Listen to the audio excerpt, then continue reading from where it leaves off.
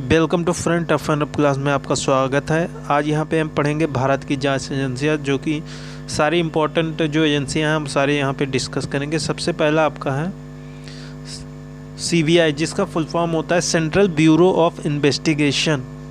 ये आपका central government के अंदर आता है, केंद्र सरकार के अंदर आता है, जिसको कि आपका सुप्रीम कोर्ट ऑर्डर दे सकता है किसी भी चीज़, किसी भी क्राइम को इन्वेस्टिगेट करने के लिए। ये क्राइम जो CBI है देखता है केसेस सच एस मर्डर हो गया, करप्शन, रेप, ये सारे केसेस आपके जो है CBI इन्वेस्टिगेट कर सकता है, उसके अंदर जो है पावर होती है। नेक्स्ट आपका है CID, जिसका फुल फॉर्म होता है crime investigation department. It comes under state government. ये जो है राज्य सरकार के अधीन आती है और इसको जो है स्टेट गवर्नमेंट और हाई कोर्ट स्टेट दोनों मिलके दोनों इसको ऑर्डर दे सकते हैं किसी को केस को इन्वेस्टिगेट करने के लिए,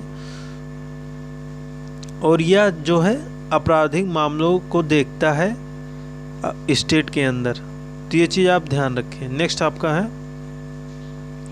ED, जिसको हम बोलते हैं, इसका फुल फॉर्म होता है डायरेक्टोरेट ऑफ इन्फोर्समेंट, जो कि आपका सेंट्रल गवर्नमेंट के अंदर आता है और ये केसेस देखता है इनकम टैक्स से रिलेटेड। यानी कोई अगर टैक्स पे नहीं कर रहा है, टैक्स की चोरी कर रहा है, तो जो है उसका ED का काम होता है उसको इन्वेस्टिगेट करना। नेक्स्ट आपका है NCB, जिसका फुल फॉर्म आपका होता है narcotics central bureau. It look cases if any person taking drugs, यानी अगर कोई पर्सन नशीली पदार्थों का सेवन करता है जो कि बैंडेड है गवर्नमेंट के द्वारा, अगर वो पकड़ा जाता है तो उसको जो है क्राइम माना जाता है। तो जो आपका NCB होता है वो इस एजेंसी के अंदर आता है और ड्रग्स रिलेटेड पर्सन को इन्वेस्टिगेट करके जेल में डाल सकता है NCB। नेक्स्ट आपका जो आ जाता है CBC, यानी सेंट्रल विजिलेंस कमीशन। ये जो है सबसे बड़ी संस्था होती है, CBI से अबव होती है, और इसका काम होता है friend, it looks cases if any government employ taking घूस, यानी अगर कोई गवर्नमेंट एम्प्लॉय करप्शन कर रहा है such as IS SI CBI, अगर कोई जैसे नॉर्मल अगर कोई ऑफिसर है अगर वो कर रहा है तो उससे सब लोग जो है डरते हैं, उसको मतलब कंप्लेन नहीं करते हैं उसके अगेंस्ट। लेकिन जो आपका CBC है ये सबसे अबव होती है और ये इसके अंदर पावर होती है कि ये किसी भी IS IPS अधिकारी या CBI को वो पावर होता है उसको इन्वेस्टिगेट करने का और उसको जो है। नेक्स्ट है आपका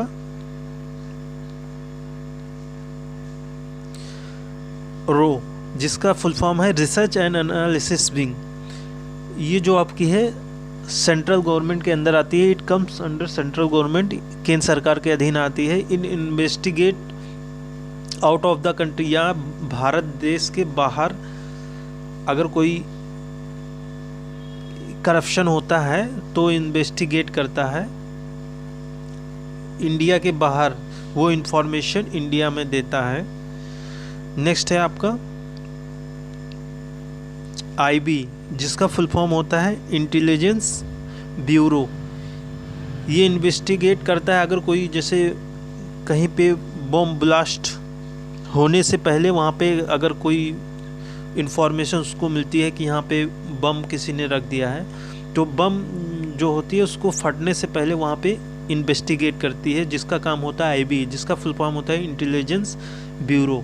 नेक्स्ट आपका जो है वो है NIA, यानी नेशनल इन्वेस्टिगेशन एजेंसी, जो कि आपका आता है सेंट्रल गवर्नमेंट के अंदर, केंद्र सरकार के अंदर। It looks cases after the blast of bomb, अगर कहीं पे मान लीजिए कोई बम ब्लास्ट हो गया तो वहाँ पे जो एजेंसी आती है वो NIA आती है चेक करने के लिए, क्योंकि मतलब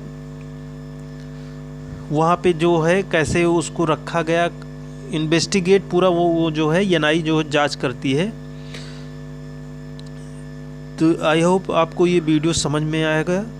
अगर आपको ये वीडियो समझ में आया है तो like and share and subscribe करने। Thank you.